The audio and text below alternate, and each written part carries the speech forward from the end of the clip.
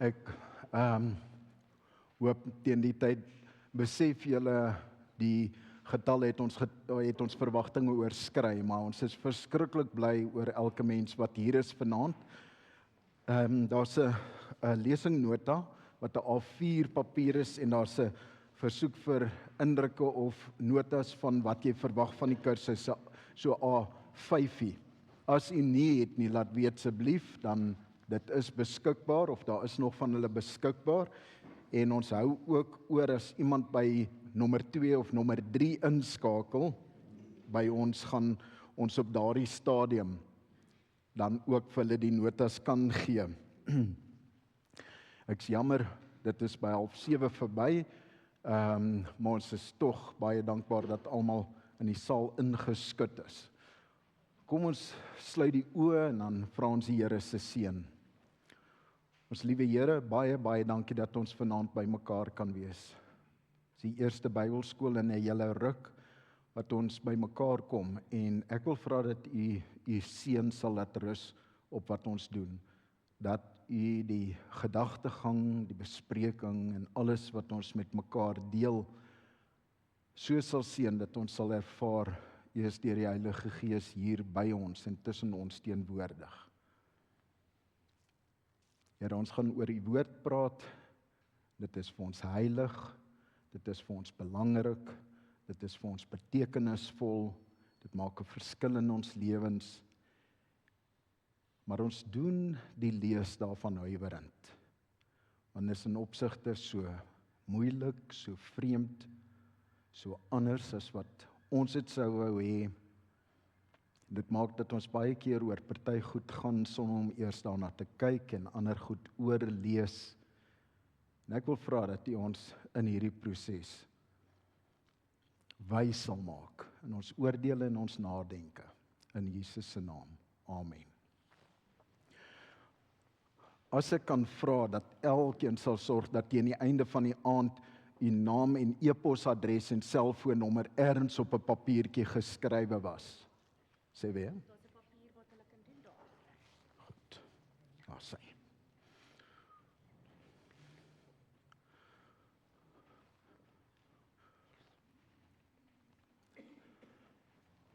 Ons tema is, hoe lees ons die Bybel? Wat is die Bybel en hoe lees ons dit verantwoordelik? Dan wil ek die vraagie ingooi, so wanneer ons begin en ons kom op die einde terug daarheen. As ons sê die Bybel is die woord van God, wat beteken dit?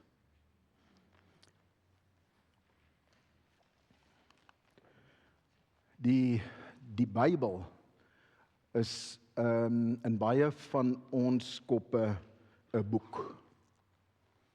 Ek het 'n Bybel, ek besit 'n Bybel, ek skenk 'n geld vir Bybelverspreiding, ek neem daaraan deel dat die Bybel vertaal kan word, en vir baie van ons is dit eenvoudig een van die eerste boeke wat ons besmoontlik gekry het toe ons klein was. Vir baie van ons is dit die mees belangrike boek in ons huis en wat die situasie ook al mag wees. Die woord Bybel kom van ta biblia, 'n Griekse 2 woorde wat sê die boeke. En as ek een ding vanaand by u laat, naamlik dat ons praat van boeke as ons die Bybel optel, dan het ek sukses bereik met die gedagte van die samesyn. Want in die Christelike Bybel is daar 2 testamente, die Ou Testament en die Nuwe Testament, en hulle is 'n vaste reeks boeke. Daar's liedjies wat vir jou leer, Genesis, Exodus, Levitikus, Numeri, en so aan. Party van julle ken dit, party gaan dit nog vir die kleinkinders leer, sing en so aan. En die Nuwe Testament het ook 'n liedjie wat sy boeke beskrywe. Die Ou Testament bestaan uit 37 boeke, uit 39 boeke, waarvan 3 1 en 2 is. 1 en 2 Samuel, 1 en 2 Konings en 1 en 2 Kronieke op 'n ry in ons Bybels waaruit ons lees. En die Nuwe Testament bestaan uit 27 boeke. Ons moet dadelik huiwerig wees om te sê boeke, want van daai boeke is een hoofstuk lank. Van die briewe, wat dit in werklikheid is regtig bitter kort en sal nie maklik in enige ander konteks 'n boek genoem word nie. Maar ons praat van elkeen met 'n naam as 'n boek van die Bybel en dit is vir my belangrik dat ons dus sê wanneer ons praat van die Ou Testament en die Nuwe Testament, praat ons in elke geval van 39 boeke en 27 boeke wat saamgevat is in 'n bundel wat danksy die boekdrukkings soos 'n boek lyk. Nooit voor die boekdrukkings deur Gutenberg ontdek is en boeke populêr geword het, was daar 'n Bybel soos ons dit geken het nie. Daar was net ta Biblia, die boeke wat saam die kanon van die Bybel vorm. In die Ou Testament moet ons reken met 3 baie belangrike tekstradisies.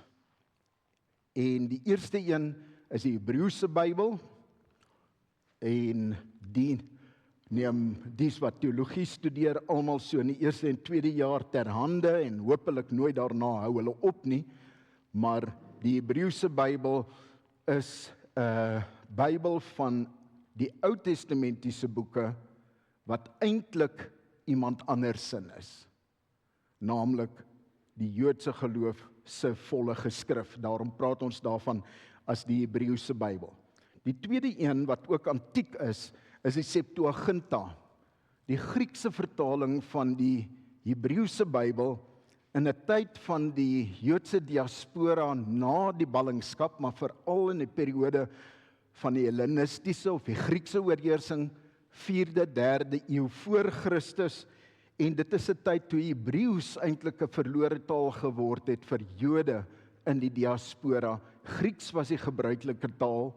Dit moet onmiddellik by ons 'n klokkie lui, want die Nuwe Testament is in Grieks geskryf. Grieks was die algemene taal in 400 voor Christus, in die 4de eeu voor Christus, het die Hebreëse Bybel reeds Grieks geword. En in 'n baie groot deel van die Joodse wêreld was dit die Bybel van die Jode in diaspora. Die derde tradisie, teksttradisie, is die kerklike, Christelike Ou Testament. Dis die eerste keer wat ons van hom kan praat as Ou Testament, toe daar 'n Nuwe Testament was. Eers met Christus en die koms van Christus verander die Hebreëse Bybel in die Ou Testament, want nou is daar 'n Nuwe Testament. Wanneer Jesus dus praat van ek het nie gekom om die wet en die profete op te hef nie, praat hy van die Hebreëse Bybel. Die Nuwe Testament het nie bestaan nie. Dit was nog nie in iemand se gedagtes teenwoordig nie. Dus 3 tradisies waarmee ons heeltyd moet rekening hou terwyl ons Bybel lees, en spesifiek die Ou Testament deel, maar dit word nogal belangrik in die Nuwe Testament om iets hiervan te verstaan, omdat die Septuaginta die Bybel van die nuwe Christelike kerk was.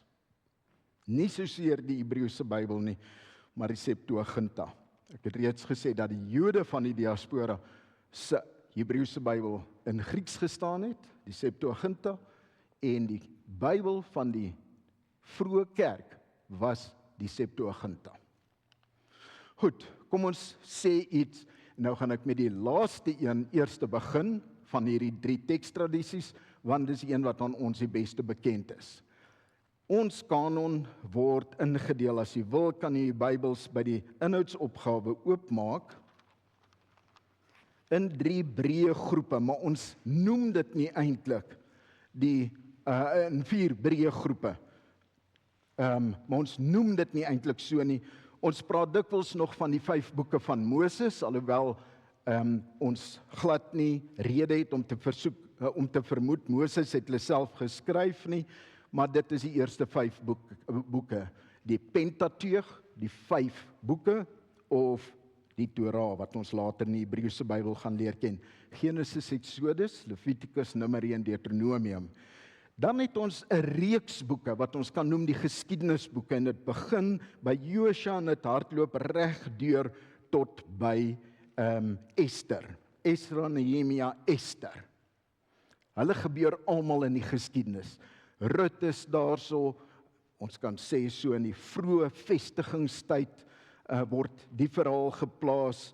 Dan is dit 1 en 2 Samuel en 2 Konings, 1 en 2 Kronieke, Esra, Nehemia en Ester. Mens kan breedweg sê dis die geskiedenisboeke omdat hulle iets beskrywe van die gebeure in Israel en later Juda se geskiedenis. En dan 'n groep boeke wat ons kan noem die wysheidsboeke en liedere. Dit is Job, Psalms, Spreuke, Prediker, Hooglied.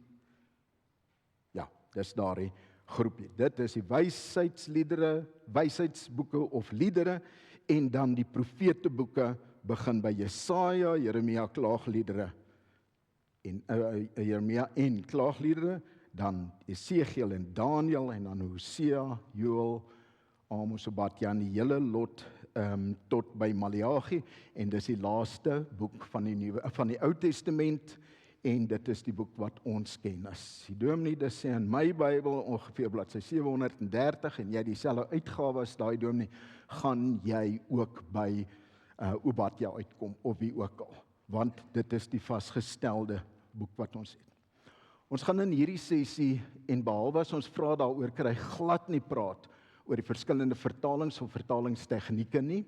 Ons gaan dus nie praat oor die aanbod van Bybels wat vir ons beskikbaar is, die aard van die vertalings of iets van daai aard nie. Alhoewel dit verskriklike belangrike inligting is om met mekaar te deel, gaan ons nou glad nie daarop fokus nie.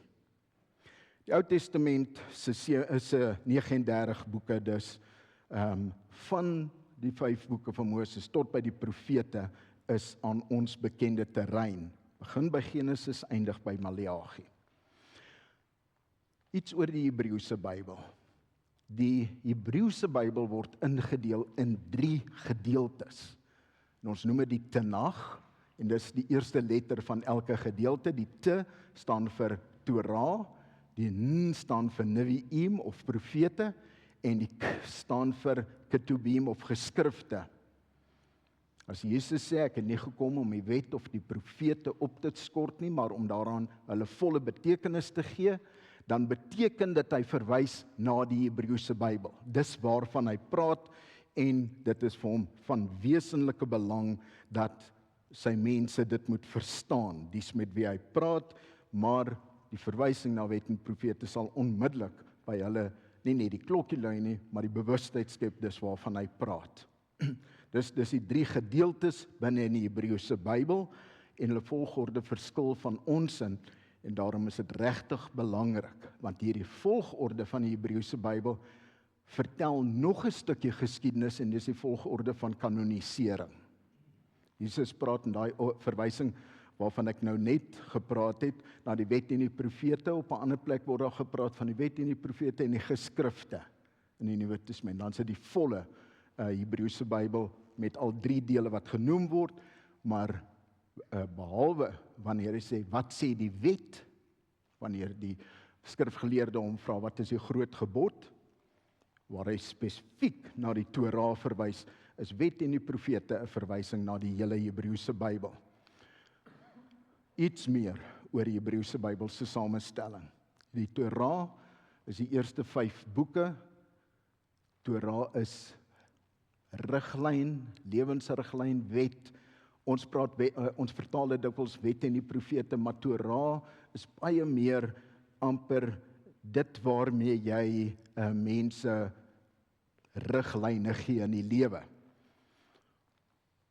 Genesis, Exodus, Levitikus, Numeri en Deuteronomium, en dit is die eerste versameling boeke van die Bybel, Hebreëse Bybel, enige ander weergawe van die Bybel wat gekanoniseer is, wat vasgestel is.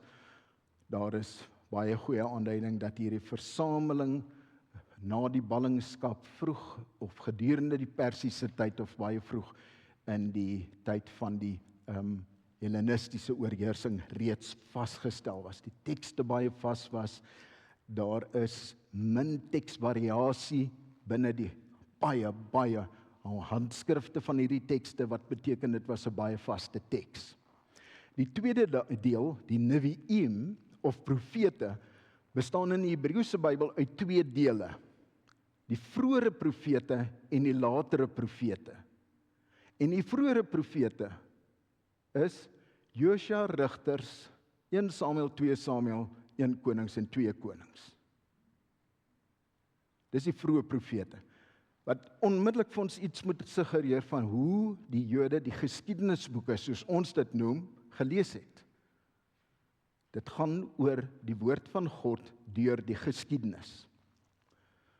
Die latere profete ken ons goed, maar iemand moet vir my sê wie kort.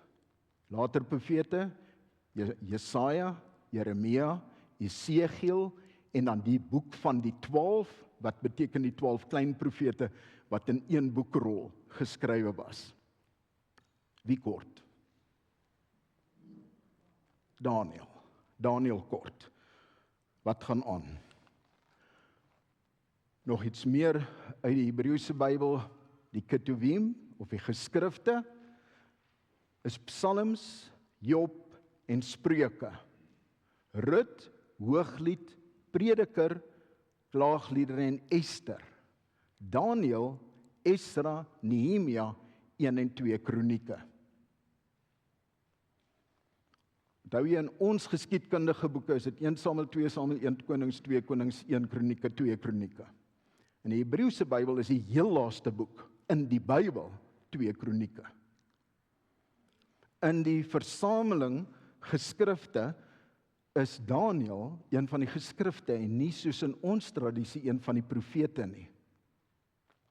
Dis baie belangrike en wesenlike verskille in die verstaan van hierdie boeke in verskillende tradisies. Die ding wat gebeur het in die Christelike tradisie is dat Daniel as 'n profeet gelees is terwyl hy geweldig baie apokaliptiese materiaal bevat en eintlik in 'n ander toonsoort geskryf is as die ander profetiese boeke. En dis omtrent 'n Bybelskool op sigself om dit te probeer ontrafel en te verduidelik. Maar 'n ander baie belangrike aspek daarvan, soos ons dit hier het, die Ketuvim of die geskrifte, is dat sowel Rut as Ester, wat by ons in die geskiedenisboeke inpas, onthou Josua, Rigters, Rut, 1 en 2 Samuel, 1 en 2 Konings, is ons geskiedkundige boeke. By die Hebreëse Bybel se vroeë profete val Rut uit en sy word deel van 'n klein groepie baie spesifieke boeke, naamlik die 5 feesrolle. En dit is Rut, Hooglied, Prediker, Klaagliedere en Ester. En elkeen van daardie boeke word gelees by 'n spesifieke fees in die Joodse kerkjaar of in die Joodse kultiese jaar. En dit is die rol van daai boeke. En dan kom daarby Daniel uit die Hellenistiese tyd, Esra, Nehemia, wat handel oor die herbou, die terugkeer, gebeure in die Persiese tyd en dan 1 en 2 Kronieke, wat die hele verhaal van vooraf oorvertel. Om die waarheid te sê, 1 Kronieke begin met 9 hoofstukke van geslagsregisters, name op name op name op name. En die eerste naam is Adam. Waar lees ons van Adam? Baie vroeg in Genesis. Wat beteken dat daai 9 hoofstuk wat eindig met die geslagsregister van Saul, die eerste koning van die Israelitiese koninkryk. Eintlik die hele geskiedenis van Genesis tot by ongeveer 1 Konings opsom in reekse name wat oor eeue strek. Elke naam suggereer dus vir wie die name en die geslagsregisters ken 'n hele geskiedenis. Maar 1 en 2 Kronieke dan die heel laaste boek in die kanoniese volgorde van die Hebreëse Bybel. Maar is interessant, ek sal vir jou aanleiding gee, in daai middelste groepie van die geskrifte, is die 2 boeke wat dit die amperste nie gemaak het in die Hebreëse kanon in nie. Daai groepie is Rut, Hooglied, Prediker, Klaagliedere en Ester. Wil iemand 'n kans vat om te sê, wie dink julle het dit amper nie gemaak in die Joodse rabbies se opvatting oor die woord van God nie. Ester en nee, Rut het dit gemaak van baie vroeg af. Hooglied. Hooglied is net te lyflik, te eroties, totdat hulle gesê het, o nee, dit gaan oor die verhoudings. So God en sy volk sê hulle nee goed. Dan kan ons al hierdie ander sappighede deursien en eintlik het verstaan in terme van verhewe begrippe en interessant genoeg in die vroeë Christelike kommentaar op Hooglied is dieselfde lyn van interpretasie gevolg.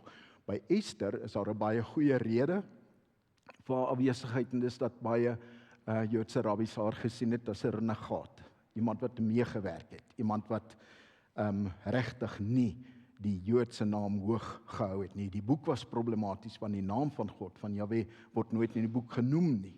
En so, dit wil sê, daar was 'n ernstige stryd rondom die kanonisering van daai twee boeke, Hooglied en Ester, wat gestrek het tot in die Christelike tyd. Net 'n tussenopmerking is dit noemenswaardig, dink ek, om te sê dat die Hebreëse kanon afgesluit is danksy die ontstaan van die Christendom. Daar het in daai tyd iets van 'n dringendheid ontstaan onder die Jode en spesifiek die mense wat oor daai versameling van boeke gedink het, onder andere met die vernietiging van Jerusalem, van die tempel in 70 na Christus, vernietiging van Jerusalem in 135 na Christus, die verskriklike uitstrooiing van Jode weg van Jerusalem af, moes daar finale besluite geneem word, en dit is geneem in die vorm van die kanonisering en die poging om betekenis daaraan te gee. Dan 'n bietjie vinniger iets oor die Septuaginta.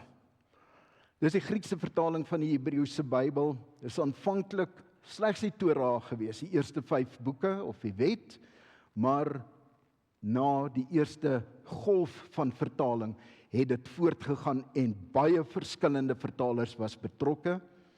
Die vertaling het plaasgevind in Alexandrië, 'n baie belangrike intellektuele sentrum in die Hellenistiese tyd, daai Griekse wêreld wat beïnvloed was deur die Griekse taal, deur die Hellenisering van Alexander die Grote se oorwinnings van Afghanistan tot in die suide van Egipte, en hy het elke keer of op stadiums ook verder weswaarts gedruk, hy het die hele Turkye of Klein-Asië beset en die Persiese ryk vernietig. Ons sê die Griekse wêreld was 'n reuse ryk onder die kulturele, taal en intellektuele invloed van hy's natuurlik Macedoniër gewees, maar hy het die Griekse wêreld verteenwoordig. Dit het in Alexandrië gebeur, die vertaling, en volgens tradisie is dit gedoen deur 70 of spesifiek 72 vertalers.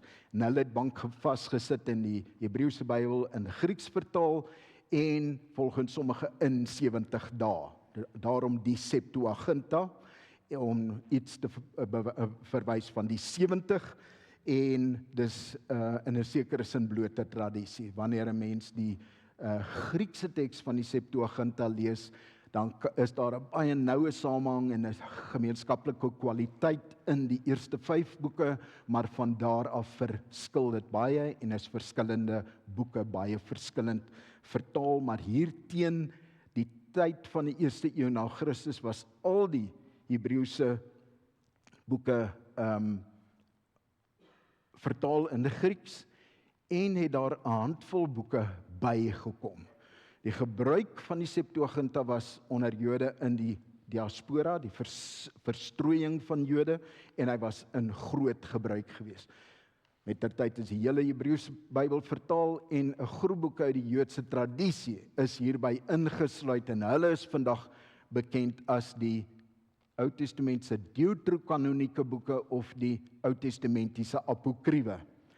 Die van u wat die 2020 vertaling dopgehou het sal weet, daar was 3 uitgawes, die 2020 vertaling met deuterokanonieke boeke, die 2020 vertaling gewoonweg, en dan die 2020 vertaling met hoofletters. En daardie vertaling is so gepubliseer sodat alle tekste wat in die Ou Testament wat moontlik na Christus kan verwys, is met hoofletters geskryf. In 'n standaard vertaling word dit nie so gedoen nie.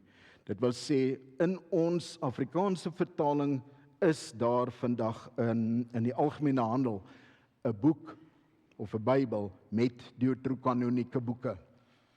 Septuaginta, het ek reeds gesê, is die Bybel van die vroeë kerk gewees, en die apokryfe boeke is deel van die vroeë kerklike kanon, en het dit gebly tot by die kerkhervorming.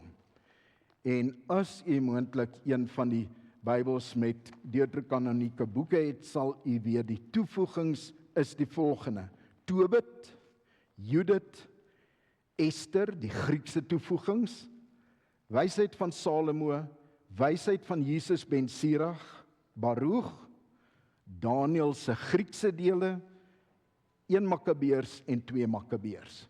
Dis die boeke wat deel is van die Septuaginta, en vir die eerste ongeveer 1400 jaar deel was van die Christelike tradisie. Met die reformatie het die hervormers daaroor gepraat, en hulle het gesê, hierdie boeke is van betekenis om te lees, maar dis nie heilige boeke nie. En dis so ongeveer hoe dit hanteer word in ons kerk. Ek het nog nooit gepreek uit een van die deuterokanonieke boeke nie, maar ek mag. Ek lees hulle vir my eie belangstelling, omdat dit 'n merkwaardige klomp stories is. 1 Makabeërs sit eintlik die geskiedenis voor waar 2 kronieke dit los. Dit wil sê in die Hellenistiese tyd in. 2 Makabeërs is heeltemal 'n ander soort boek. Judit en Tobit is boeke rondom vroom persone. Daar's wysheidsboeke wat toevoeg tot die wysheidskat, soos Spreuke, Prediker en Job, is daar die wysheid van Jesus ben Sirach, 'n groot Joodse wysheidsleraar, en so is daar 'n hele klomp boeke wat bykom by ons Bybel, en wat 'n baie lang deel van ons kerklike tradisie deel was, van wat ons gelees het. Dis die 3 tradisies in die Ou Testament, die Hebreëse Bybel, die Septuaginta en ons Christelike tradisie. Ons Ou Testament kan nie bedink word of bestaan sonder om kennis te neem van die Hebreëse Bybel en die Septuaginta nie. Sonder die Septuaginta is daar geen Ou Testament nie, want dit was die Bybel van die kerk. Sonder die Hebreëse Bybel was daar geen Septuaginta nie, en was daar die hele tradisie nie deel van ons tradisie nie. Die Nuwe Testament het 27 boeke, daaroor het ons al gepraat, en dit is in 'n hele paar groepe te verdeel. Die evangelies, die 4 evangelies, 'n geskiedenisboek, Handelinge.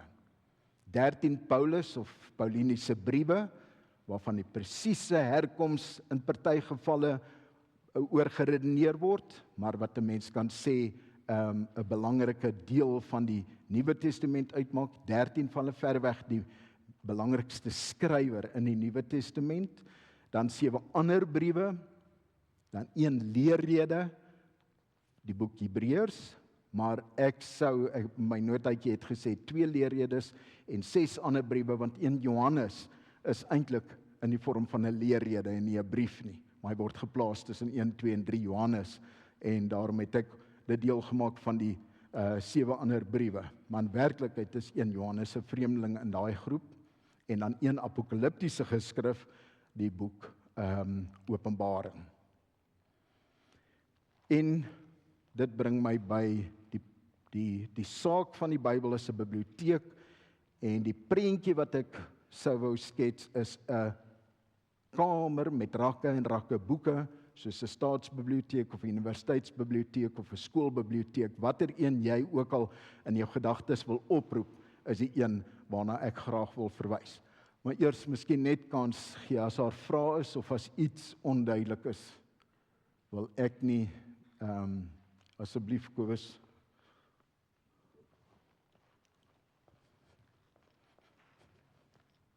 Willem, ek wil net graag weet, ek het verstaan dat die apostels Jesus het Aramees gepraat. Ja.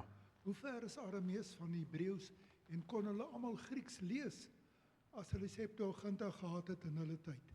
Nou sê, baie dankie. Die vraag is, het Jesus en sy disippels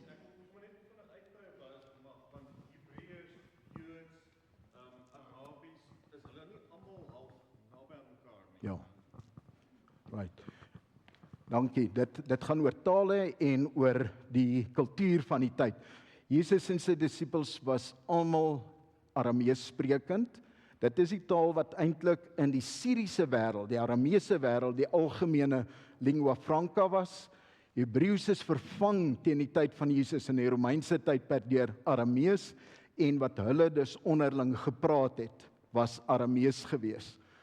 Ons het geen aanduiding, tekstuele aanduiding dat Matteus, wat die naaste aan 'n Joods gerigte evangelie is, ooit in Aramees bestaan het nie.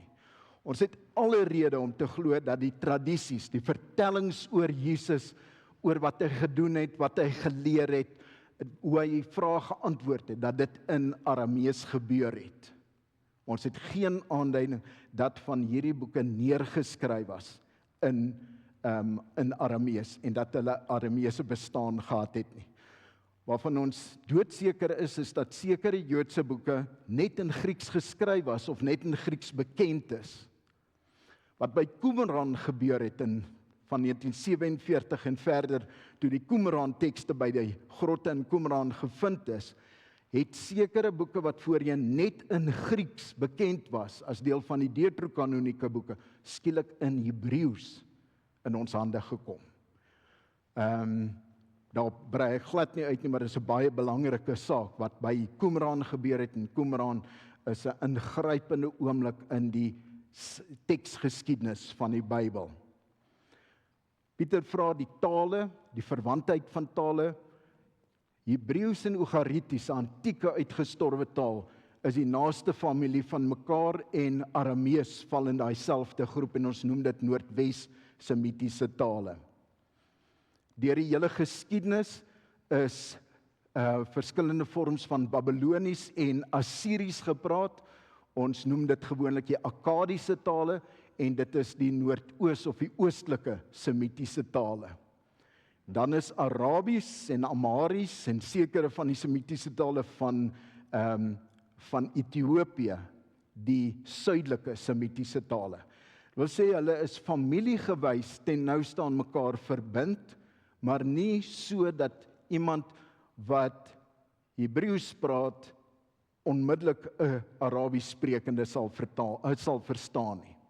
Taalfamilies in ons eie tyd is die Romaanse tale, Frans, sekere dele van Engels en Italiaans, en Germaanse tale is Duits, Nederland, sekere dele van Engels, wat jy in Denemarke praat, Noorwe en Swede se tale. Dit is die taalfamilies, dan is daar ander vreemde taalfamilies soos Fins en Hongaars en so aan wat nog in Europa bestaan.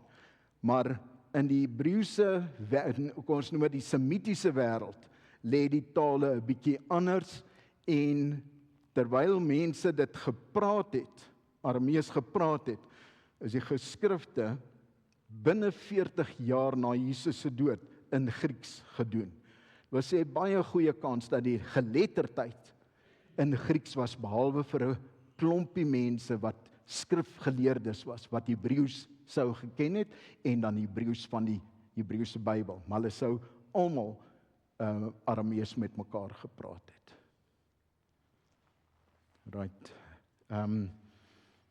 Ons kan enige tyd daaroor weer praat.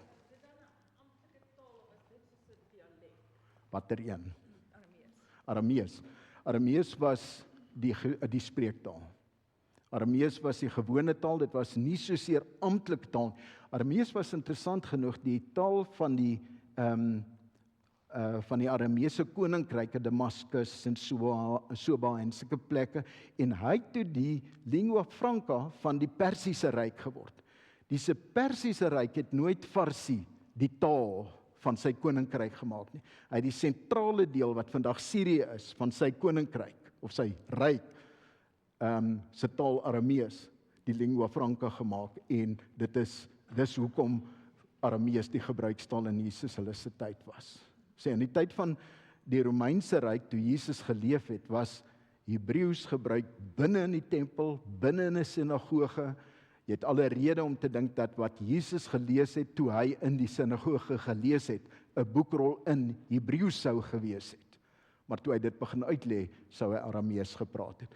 Maar iemand wat Hebreëus praat en Aramees praat, sal mekaar sonder meer verstaan.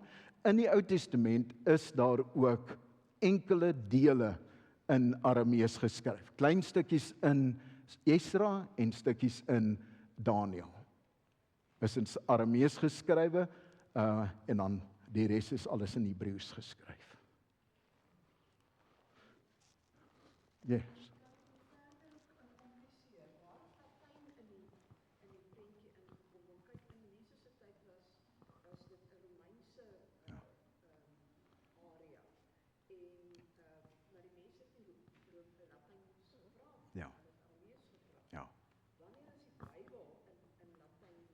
Vertaal. Ja. Raai, die vraag is, waar kom Latyn in? Die Vulgata. Miskien ken julle die naam Vulgata. Dit was die dit was die Latyn vertaling van die vroeë kerk en eintlik die Bybel wat die Septuaginta tot by die hervorming geneem het. Die Vulgata was die Latyn Bybel van die Latynse kerk, van die Latyn sprekende kerk wat uit Rome regeer is en wat baie invloedryk geword het deur die hele Europa. Die Romeinse periode van ongeveer 70 voor Christus tot ongeveer 200 na Christus en 'n bietjie langer. Sy lingua franca was algemene gebruikstaal, was Grieks geweest en daai Grieks het nog aangehou in 'n lang tyd. As 'n mens probeer dink aan die vroeë Engeland waar die geleerde taal Frans was en die hoë lui almal Frans gepraat het, dan het ons iets van 'n vergelykbare situasie met die rol van Grieks teenoor Latyn en Aramees. Latyn het baie stadig oorgeneem as 'n taal en dis deur die kerklike aktiwiteit wat Latyn wyd en suid versprei het en natuurlik deur die administratiewe stelsels van die Romeinse ryk. Maar die aanvanklike gebeure in die Romeinse ryk het in Grieks plaasgevind omdat Grieks die deurtastende taal van gebruik was, baie soos Engels vandag. As jy van die lagwekkende Chinese gebruiksaanwysings lees, wat met Google Translate of net iemand wat al die Engels gehoor het, gedoen is, dan kom jy agter, maar hulle moet dit in Engels uitsit, maar hulle kan nie. Daar sê, ons breek nou eers.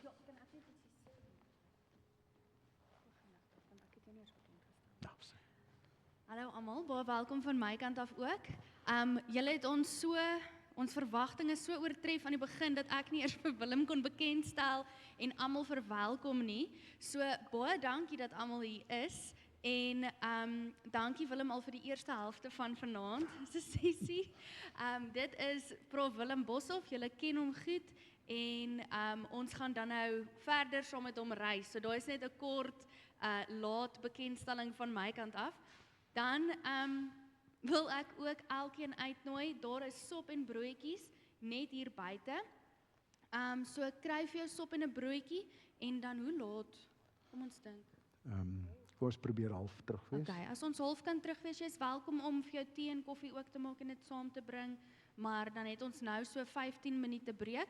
As jy nog nie jou naam op die lys geskryf het nie, ek gaan nou net gou daar help, maar na die tyd, ek sit by daai tafel en daar, julle kan net daar dit gaan invul. So daar's 'n lys op daardie tafel, voltooi asseblief, dan weet ons kan julle almal op die WhatsApp groep sit en dan weet ons kan goed kommunikeer vir die res van die Bybelskool. Jy kan ook tot die WhatsApp groep toetree deur die Ja, jy's deur ook die platform. welkom om die Skuilkrans gemeenskap op WhatsApp te gebruik, te kyk na die lys van groepe, soek vir Bybelskool en sê join asseblief, want dan as ons kommunikasie deurgee, dan weet ons almal wat hier is, het dit en dit maak dit net so bietjie makliker. So baie dankie dat julle almal hier is. Ja.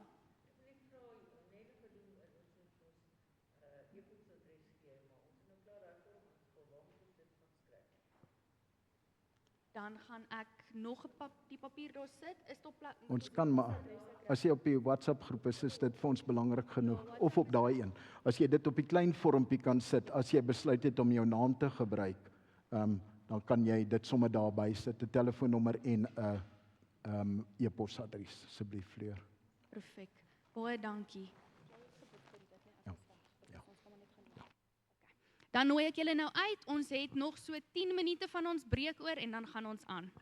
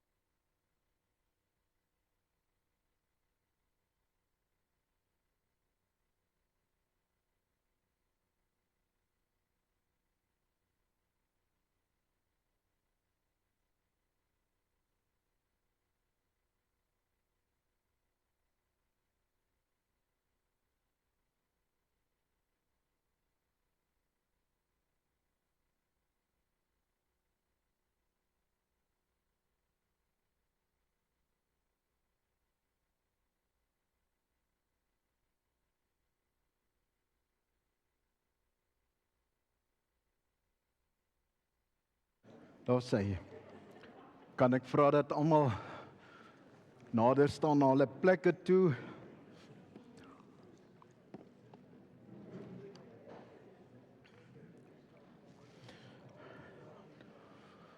Daar is ontsaglike interessante vrae wat in die pouse na vore gekom het. Ek sal nie met alles heeltemal afdoende kan handel nie, maar een is, hang die kanonisering saam met die proses van die paus in Rome en daai fase glad nie.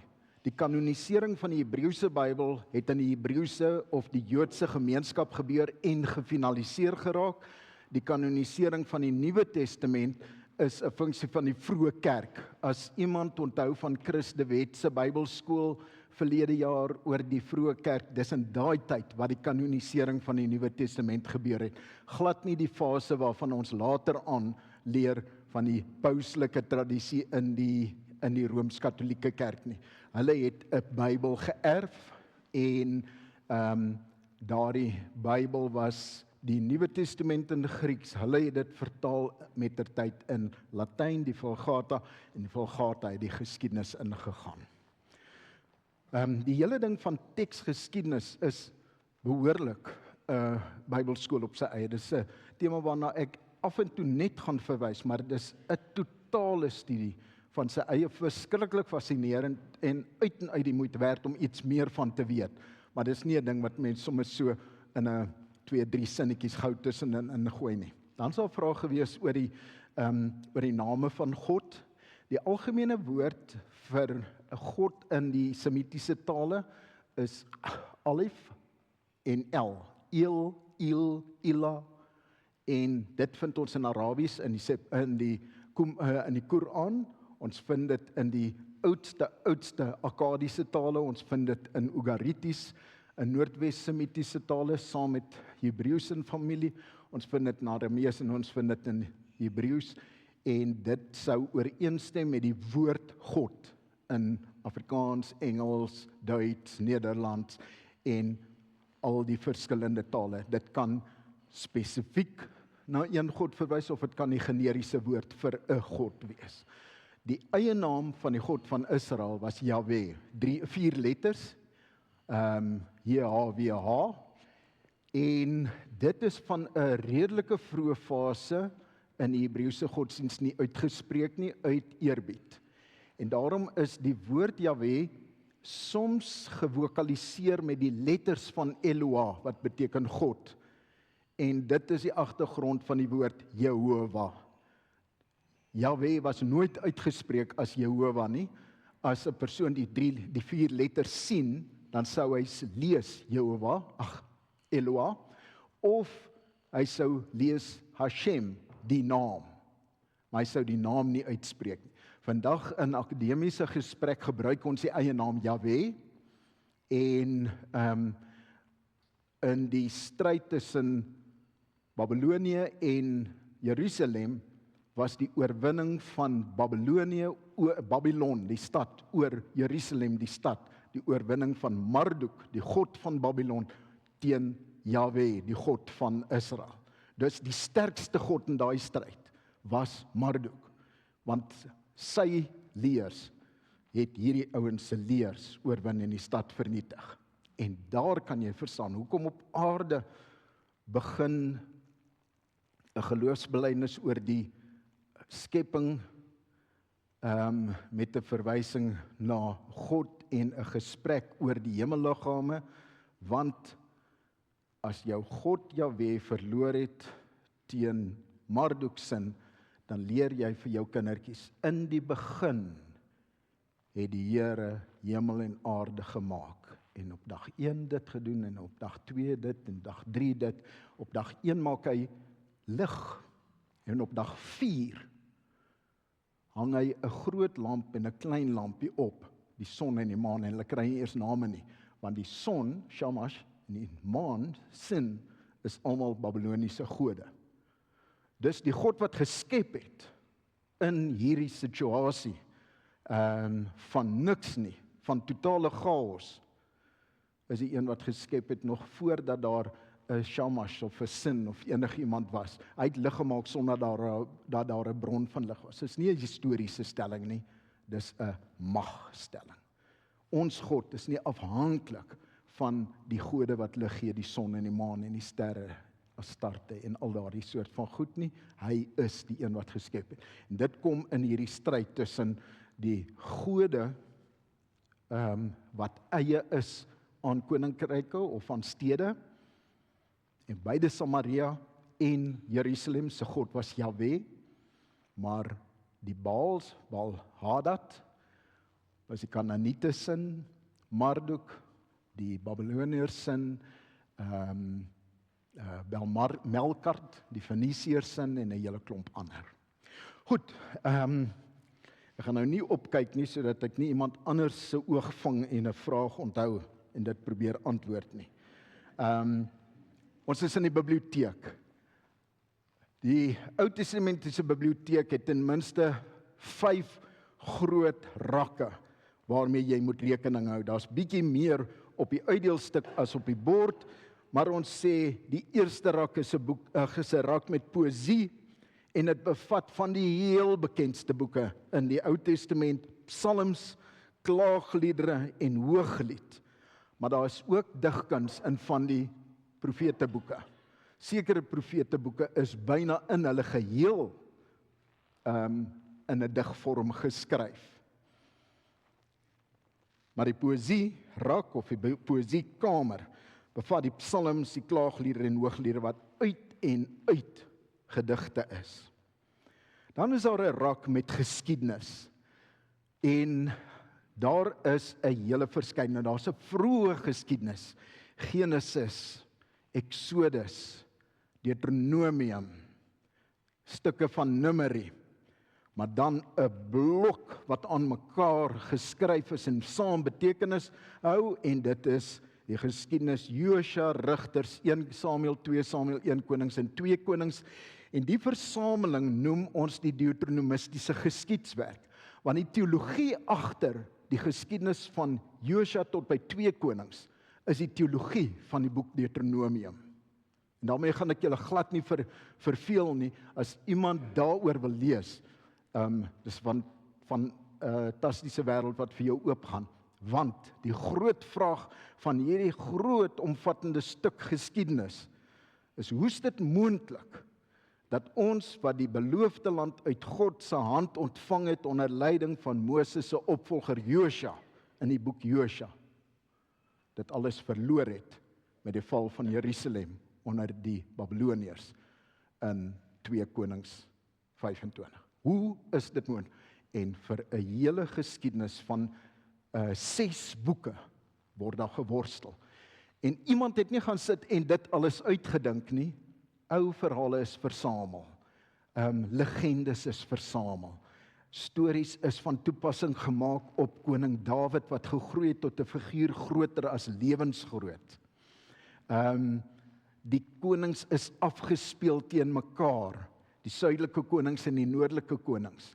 Die noordelike ryk het in 722 voor Christus geval en die Assiriërs het hom oorwin en hulle kon nie Jerusalem oorwin nie. En daarmee groei Jerusalem, Juda se selfvertroue buite alle perke. Ons is die Here se uitverkore volk. Met hom aan ons kant kan niks gebeur nie. En vir 140 jaar kan hulle terugkyk en ander ouens se geskiedenis beswadder, want hulle is nie meer daar nie. Nou kom die Babyloniërs, hulle vernietig die stad. En die selfvertroue van die Joodse gemeenskap van Jerusalem in 500 in die vroeë 6de eeu was gebou op 3 pilare. Die tempel, die koning en die stad. En hier kom die Babyloniërs en van 'n kant af vee hulle die stadsmure plat, die tempel plat en maak die koning 'n slaaf in. Die hele gebou van geloof en teologie stort in duie. En dit lei tot 'n gisting wat uiteindelik vir ons die Ou Testament gegee het. Vanuit die ballingskap, die totale verlies, die geweldige impak van die verlies van Jerusalem, gebeur daar dan uiteindelik. En daai storie word vir ons vertel in Josua tot by 2 Konings. In daai selfde kamer van boeke gaan ons ook Esra en Nehemia kry. Esra en Nehemia bevat stukke Aramees, die edik van die koning van die Perse wat Nehemia teruggestuur het, en dit 'n klomp interessante dokumentasie goed. Jy kan amper sê dit lê hier op die randjie van die argief van die geskiedenisdeel. En dan 1 en 2 Kronieke. En dan is die volgende kamer filosofie. Dis die wysheidsleraars. 3 groot boeke van wysheid: Spreuke, Prediker en Job. En binne in baie psalms het ons wysheidstradisies, binne in van die profetiese boeke is daar wysheidsuitsprake, maar die boeke van wysheid is Spreuke, Prediker en Job. En die volgende deel is jou teologie boekrak of jou teologiekamer in die biblioteek, en daar vind jy die profete.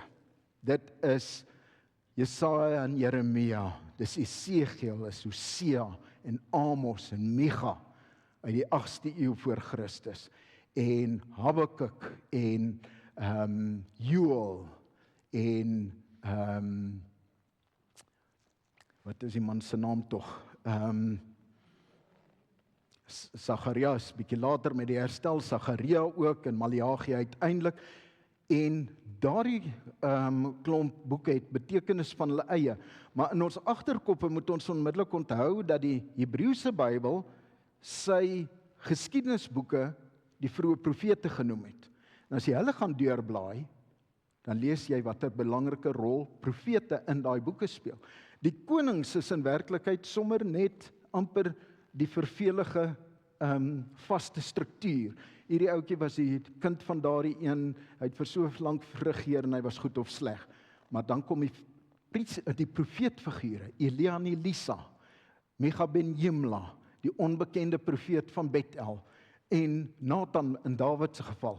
En daai mense bring teologie in die geskiedenis in. Dan besef jy, jou geskiedenisboeke wat jy maklik sommer in die geskiedeniskamer gaan sit het, hoort dalk verdele in die teologiekamer.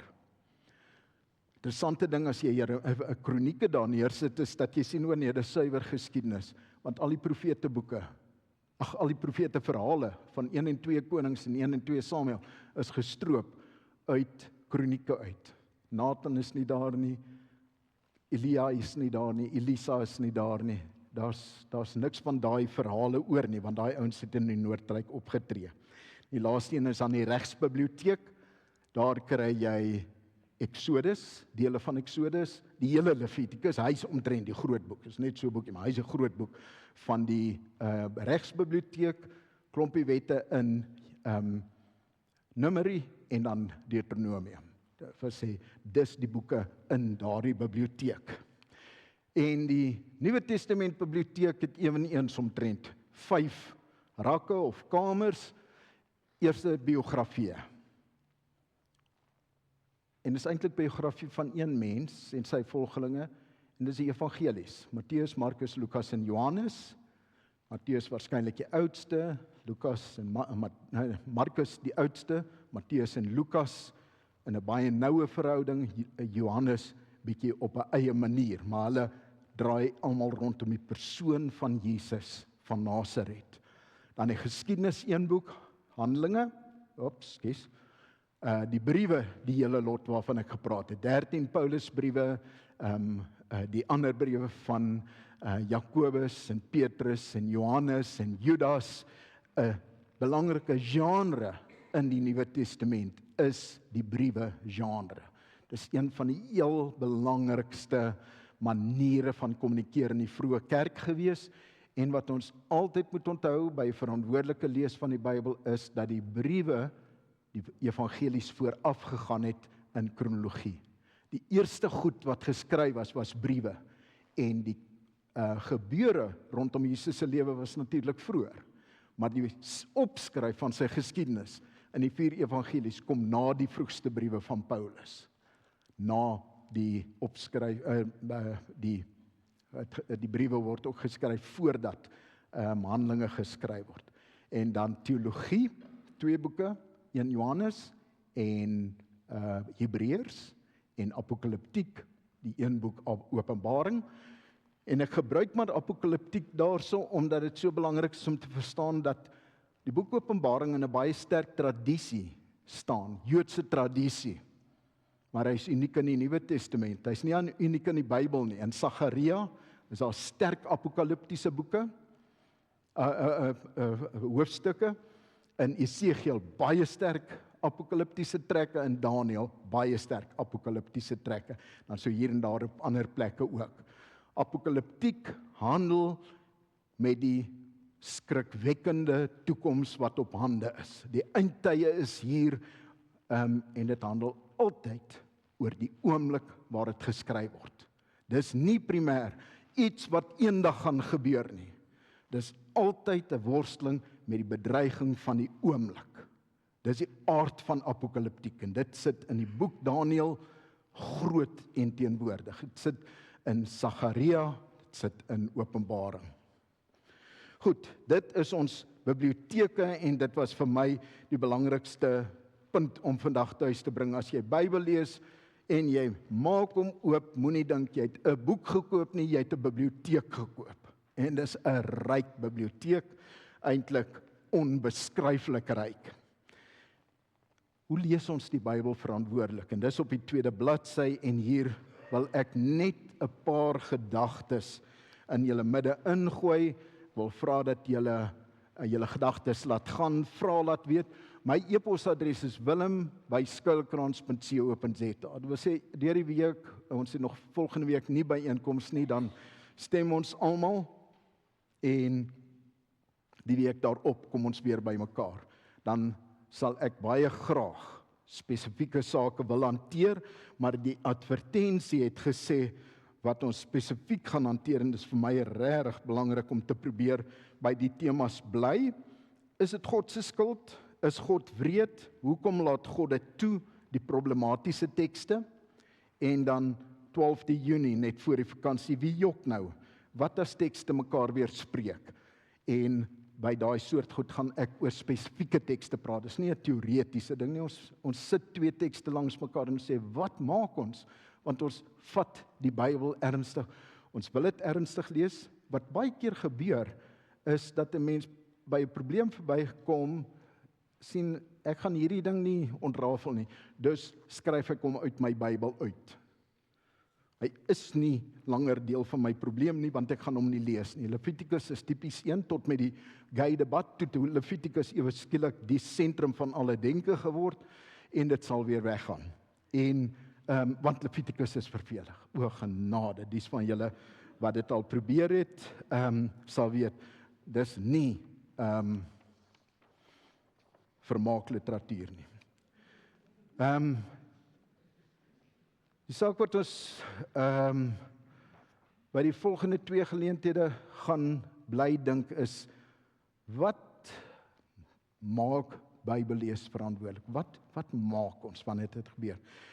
En daar het ek 'n ding by Fernand Duistraak gelees wat ek dink regtig belangrik is, dat hy sê, Bybellees of skrifgebruik vind op 4 plekke plaas. Op 'n persoonlike vlak of persoonlike Bybelstudie, stilte tyd, dit is waar ek my Bybel vat. Ek lees dit, ek oordink dit, ek sien iets raak, ek het miskien 'n boodskap wat ek gereeld per WhatsApp kry, maar dit lê op die persoonlike vlak.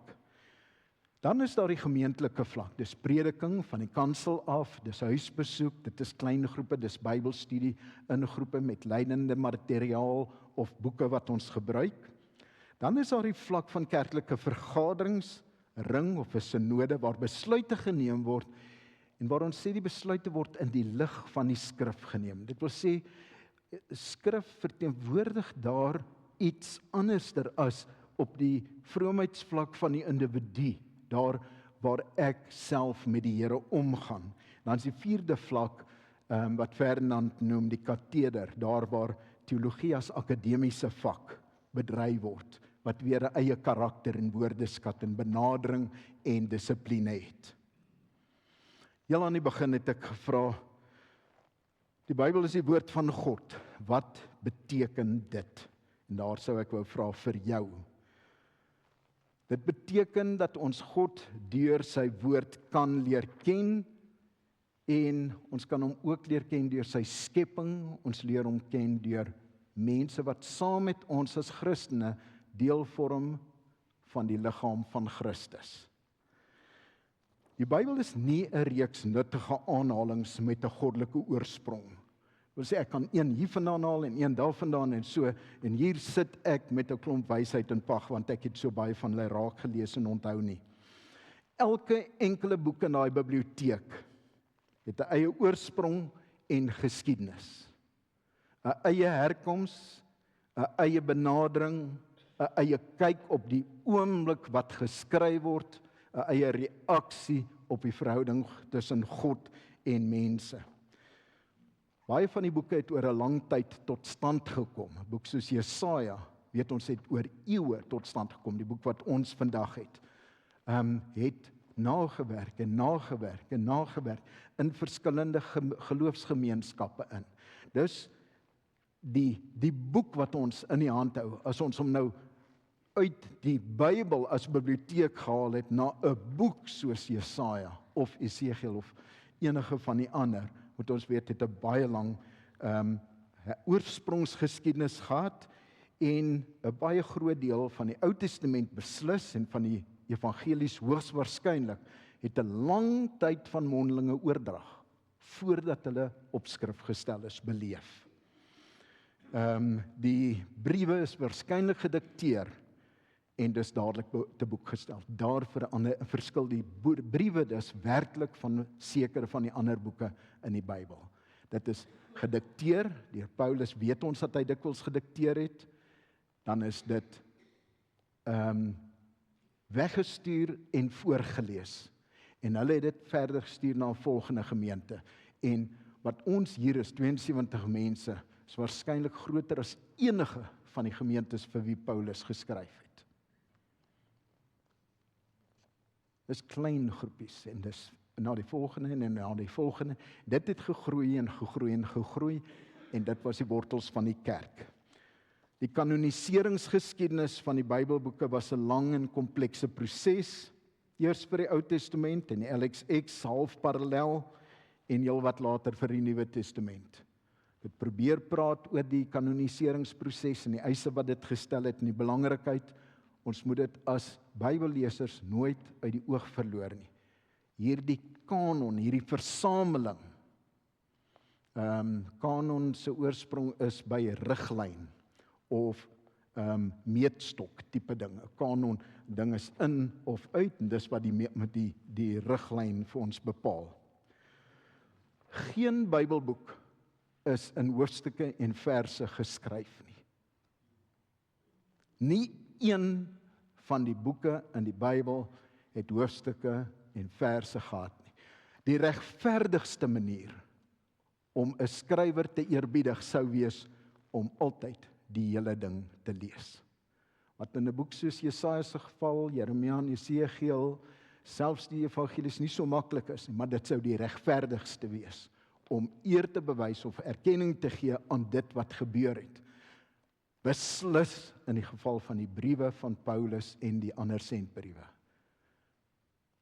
Ons geneigtheid is so en so 3 vers 18 tot 24, en ek ken dit uit my kop, en is en ek kan hulle lys, en ek kan hulle vir jou gooi, ek kan hulle met hulle maak wat ek wil, want ek ken hulle. Maar ken jy hulle van hoofstuk 1 tot hoofstuk 5, binne in die konteks van 'n hele argument? Belangrike ding om te onthou, as ons onthou dat elke hoofstuk en versnommer 'n hulpmiddel is vir lesers wat hulpmiddels nodig gehad het, is dat hulle nie daar was toe hulle geskryf is nie. Toe daai briewe geskryf is dit geskryf van Paulus, 'n gestuurde apostel van Jesus Christus, tot by aan die einde van 2 Korintiërs 3, mag die genade van die Here Jesus Christus met julle almal wees. Tussen dit voer hy 'n argument. Nie hoofstuk 8 spesiaal, bietjie anders as 7 en 6 nie, of dit of dat nie. Dit is 'n argument. Dit gaan maklik uit ons koppe uit, en ons predikante voed dit, want ons preek uit so 'n stukkie. En partykeer is iemand van A tot Z oor alles preek, en preek hy oor niks.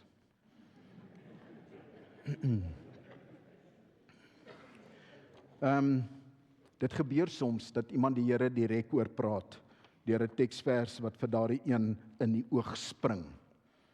Dit hang direk saam met daardie persoon se soeke na 'n woord van God af en dit kan niemand ooit misken nie. Ek het vandag geluister na die wonderlikste verhaal van iemand wat sê hulle plaas boorgat het droog geraak in 'n droogte en die tweede een wat geboor was en as 'n droë gat gelos is, word toe herboor en die oggend van die herboor val haar Bybel oop by Esegiel, dink ek, waar daar staan van die riviere wat uit Jerusalem sal vloei, daarmee het sy geweet daar gaan water in daai gat wees en hulle het daar die gat herboor. Die boorman het gesê, dit gaan jou geld kos, ek sal jou moed vra vir die ure wat ek werk, en sy het gesê, doen dit, en 'n uur later, toe spuit die water daar uit. En sy sê, dit was vir die bevestiging van alles, en dit was wonderlik, en dit was 'n uitkoms, en so aan. Ek maak geen neerhalende opmerking daaroor nie, maar dis nie waaroor Esegiel in daai situasie gaan nie. Daarvoor sal jy Esegiel moet lees. Dis belangrik, en mens lees self, 'n psalm het vir jou betekenis wat dit nie vir ander mense het nie. Dan wil ek heel laaste sê, die etiek van Bybel lees beteken dat as jy as gelowige leser bewus sal wees van jou eie vooronderstellinge, waarmee stap jy in die leesproses in? Wie is jy as leser en is jy bereid om dit te verreken? Dit is die dinge wat jy in die teks indra. Jy moet bewus wees van die outeur se omstandighede en dit spring nie na jou toe nie. Dis dikwels deel van 'n baie moeisame proses van interpretasie en lees en probeer om verbande te lê. Jy moet bewus wees van die kanonieke status van die teks wat jy lees, dit wat ons oor die teks glo. Om te sê kanon, sê glo. Want kanonisering beteken dis deel van wat ons gebruik as riglyn vir die lewe. En dan laastens, en die rede waarom ek ontsettend ongemaklik is in kerklike debatvoering en openbare media, is die magsfaktor wat 'n teks kan hê. Daar is die vraag, wat is dit wat jy met jou Bybellese wil doen? Wil jy iemand anders oor die kop slaan met jou teks? En dus uit die gesprek uithaal, verwyder as 'n gespreksgenoot, want ek het jou gevlok. Of is dit 'n bewuste lees van iets waarin ek waardig en jy wat van my verskil waardig, en waar vind ons mekaar? Daar sê, baie dankie. Dis ons eerste aand. Volgende week is dit stemdag en dan die week daarop, Woensdag aand weer hier. Iemand wat lus het om by te kom, mag bykom. Die goed staan elkeen soort van op hulle eie, maar ek sal baie bly wees as julle wat nou hier is terugkom, want daar lê nog wonderlike goed voor. Jy afsluit. Baie dankie.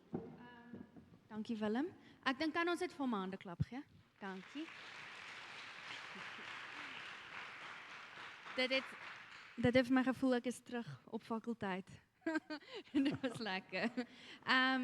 Ja, dankie vir jou wysheid, jou insig. Ons sien uit na die reis verder. So ek herinner jou, as jy nog nie jou naam op die lys geskryf het nie, doen dit. En as jy nog nie die WhatsApp groep gaan join het nie, weet nie wat se frekwensie, gaan doen dit asseblief. En dan wil ek graag vir ons afsluit met 'n gebed. Liewe Here, dankie dat ons die voorreg het om 'n Bybel te kan vashou. En dankie vir hierdie ryk biblioteek. En my gebed is dat soos ons deur hierdie Bybelskool reis, dat ons die kamers van hierdie biblioteek sal verken en op 'n nuwe manier sal ontdek. Here, meer as dit, mag ons met 'n nederigheid na die Bybel toe kom en na die tekste toe kom, en mag ons aan die einde, wanneer ons tekste lees, dalk op 'n sagtere manier kyk. Dankie dat ons U kan leer ken deur die tekste, maar ook deur mekaar, dat ons U in mekaar kan raak sien. Dankie vir die voorreg om saam te kan eet. En Here, ek bid vir elke persoon wat hier is, vir die week vorentoe. En dankie dat ons kan weet U is met ons elkeen. Amen. Nee, dank ook vir Baie Hanko. dankie vir Kreer en Hanko wat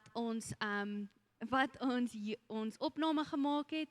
Ons het dit nie gestroom nie, maar hierdie is elektronies beskikbaar. So vir almal wat elektronies inskakel later, ons hoop julle het dit ook geniet. Baie dankie. Kan ek net sê, die klein papiertjie is myne en die grootte kan julle huis toe vat. Maar die klein papiertjie sommer net los waar jy is. Ek sal dit met aandag lees. Alles van die beste. Dankie.